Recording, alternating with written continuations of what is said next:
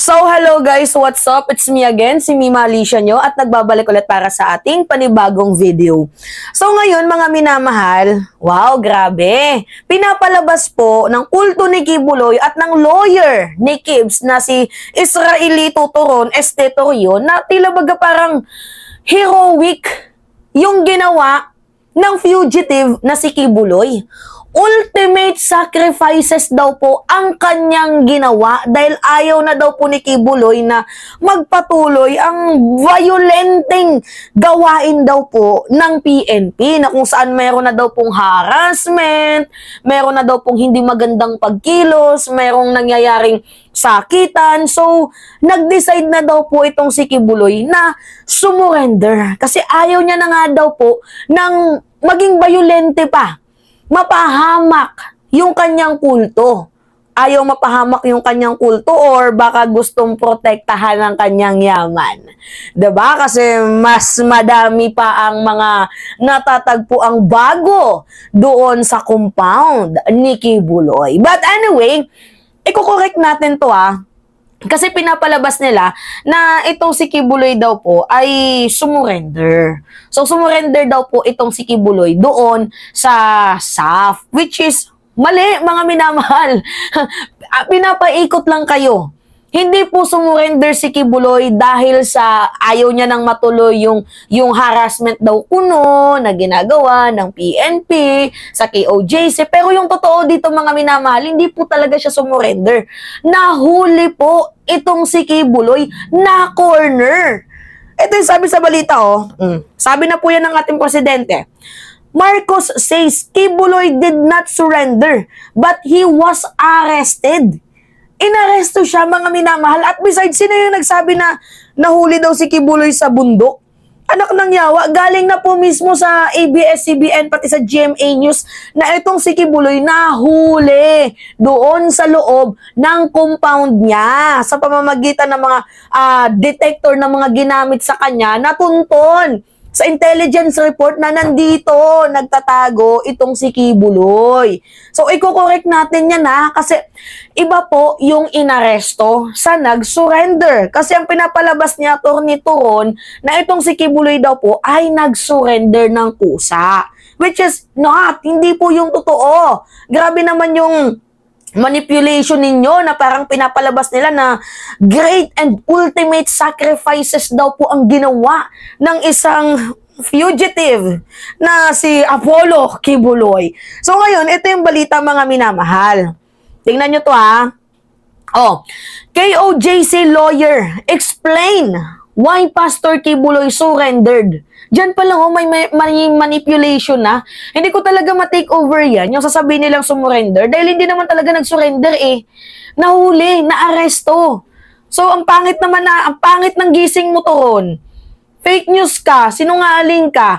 Iba yung nag-surrender sa inaresto Magkaiba po yung dalawang yon. Kapag sumurrender ka, ibig sabihin nun, sumuko ka ng kusa. Kapag inaresto ka, hinuli ka. Si Kibuloy hinuli. Hindi po yun sumurrender. Ano na naman ka-fake newsan yan? Ano ba naman yan? Okay. Sabi dito, Pastor Apollo Kibuloy surrendered to authorities on Sunday because he did not want the lawless violence to continue happening inside the Kingdom of Jesus Christ or KOJC compound in Davao City. The Church Legal Council said. So kung sabihin man natin na sumurrender itong si Kibuloy, ang reason daw po ni Kibuloy is ayaw niya na daw po ng violente, lawless violence doon sa KOJC na in the first place, bakit ngayon mo lang ginawa? Sige, ipagpalagay na lang natin mga minamahal na sumurrender nga itong si Kibuloy. Bakit ngayon mo lang naisipan? Sa ika-16 na araw. Bakit sa ika-16 mo lang na araw na isipan na sumurrender? Hindi ka ba naawa na mayroon isang namatay nang dahil sa pagbabantay sa compound mo? Bakit namatay yung isang yun? Dahil 3 araw na gutom, 3 araw na puyat, 3 araw na nakatirik sa babad ng araw, 3 araw na stress. So, sino yung mabubuhay sa ganong pamamaraan, mga minamahal? Aber, tanungin ko kayo, may sakit ka, may cardiac arrest, pababantayin mo sa compound mo? Hindi ka ba naawa nun? Ako'y nagtatanong lamang. Di ba mantakin mo, ginawa mong human shield sa loob ng 16 na araw. Itong mga ano mo, itong mga alipores mo, tapos saka mo lang naisipan na mag-surrender kung saan malapit ka na ngang matunton? Dati ka bang may kulang-kulang sa pag-iisip? Tapos tingnan nyo yung picture ni Kibuloy, mga minamahal, oh. From appointed son of God to Ninja Turtle. Biglang naging Ninja Turtle, mga minamahal, yung lolo nyo. Pak, ganun. Naging Ninja Turtle. Kakaiba yung lolo ninyo, ha? Naging Ninja Turtle bigla. So anyway, continue. Sabi dito, in a statement posted on his Facebook page, Attorney Israelito Torion described Kibuloy's act as his ultimate sacrifices. Hindi pwede yun, mga minamahal. Pambababoy yun yung sasabihin mong ultimate sacrifices. Binababoy mo kami, Torion. Hindi yun ultimate sacrifices yung ginawa niya. Ginawa niya lang talaga ang tama at ang nararapat dahil unang-una, pugante siya. May kasalanan siya, human trafficker, sexual abuser. Ang dami pa. Ang dami niya pang kasong kinakaharap. Tapos sasabihin mo, ultimate sacrifices? Ha? Ngayon lang ako nakakita ng isang kriminal nagsasakripisyo.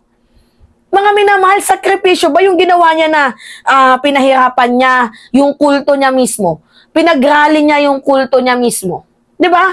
Ultimate sacrifices ba yun na mayroong isang buhay na nawala ng dahil sa'yo? Ultimate sacrifices ba yun na yung mga bata hindi makapag-focus kung sa pag-aaral dahil nandun daw yung mga pulis according kay Bato? Ultimate sacrifices ba yun? Ha?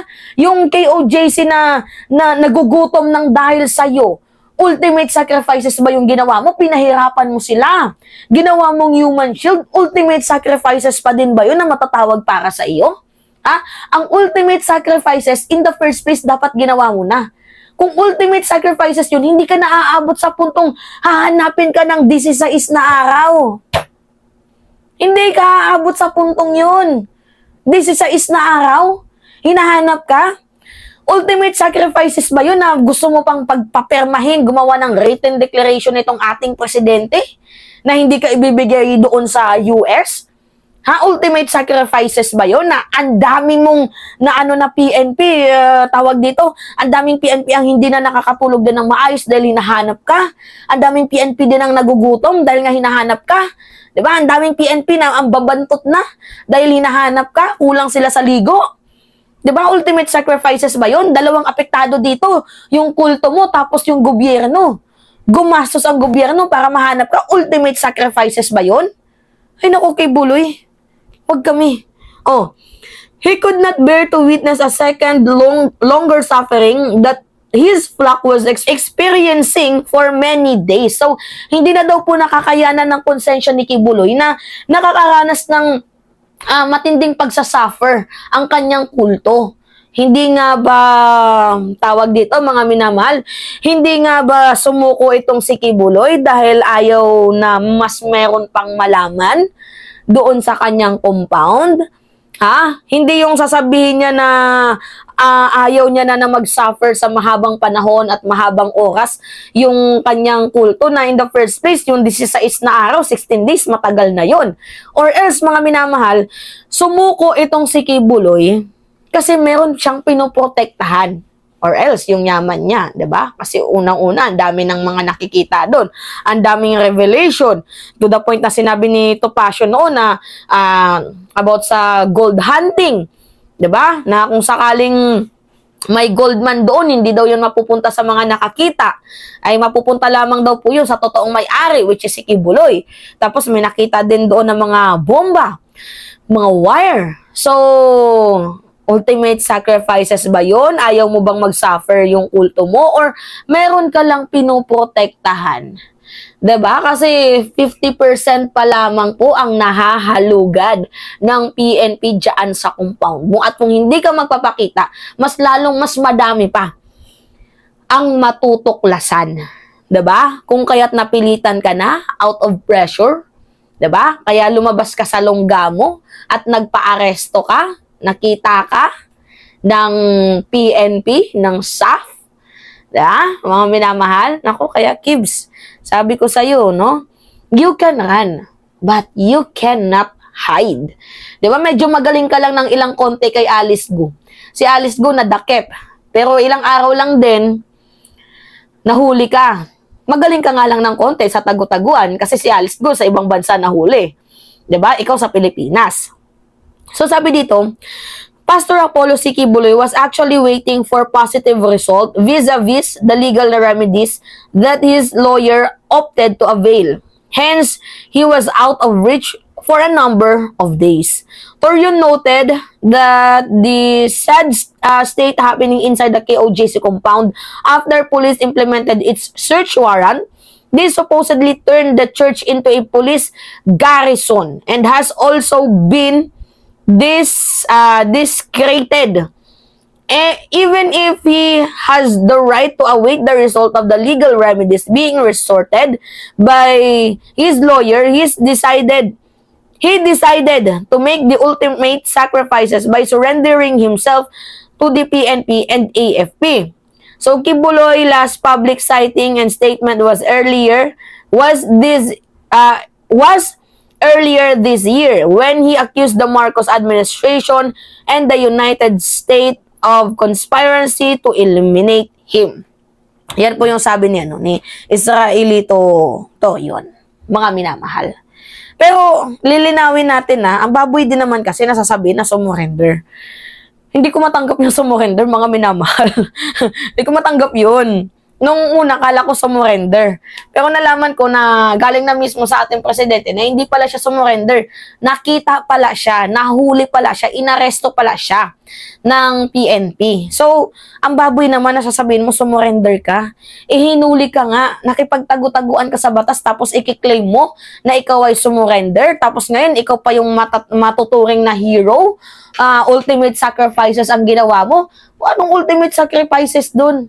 Walang ultimate sacrifices sa ginawa mong katarantaduhan, Quiboloy. Hindi namin pwedeng sabing ultimate sacrifices na pinahirapan mo yung PNP. Hindi ultimate sacrifices na pinahirapan mo ang KOJC. Yung tao dyan sa Davao, nagugutom, nauuhaw, napupuyat, stress, hindi yung ultimate sacrifices. Yung ginawa mong pagtatatago, yung ginawa mong feeling mo, ikaw yung batas, hindi yun ultimate sacrifices. Ang ginawa mo, nakipagpatentero ka, nakipagmatigasan ka sa batas. Kumbaga, kinakalaban mo ang batas eh. Pero sabi ko nga sa inyo mga minamahal, pasalamat tayo dito kay Torre, na kahit si Torre ay iniipit, kahit si Torre ay ginigipit, kahit si Torre ay pinipilipit na ng mga senador, ng KOJC mismo, hindi naman nagpatinag itong si Torre. Diba? Tingnan niyo yung nangyari. Pinursure niya. Sabi niya nga kay Bato de la Rosa, hindi ako susuko. Hanggat hindi ko dala itong si Quiboloy, lilisanin namin ang compound. Pero hindi dala lilisanin namin ang compound. Pero hindi yung ibig sabihin ninyo na hindi namin dala si Quiboloy.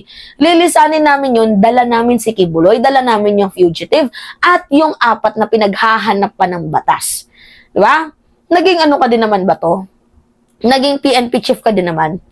Alam mo kung paano mag-serve ng warrant of arrest. And yet, 'di ba? Patuloy ka sa point of view ninyo na mag-initiate retreat na lang ang mga kapulisan. Bakit gusto niyo magkaroon ng initiate retreat? Kasi gusto niyo makatakas. 'Di ba itong si Quiboloy?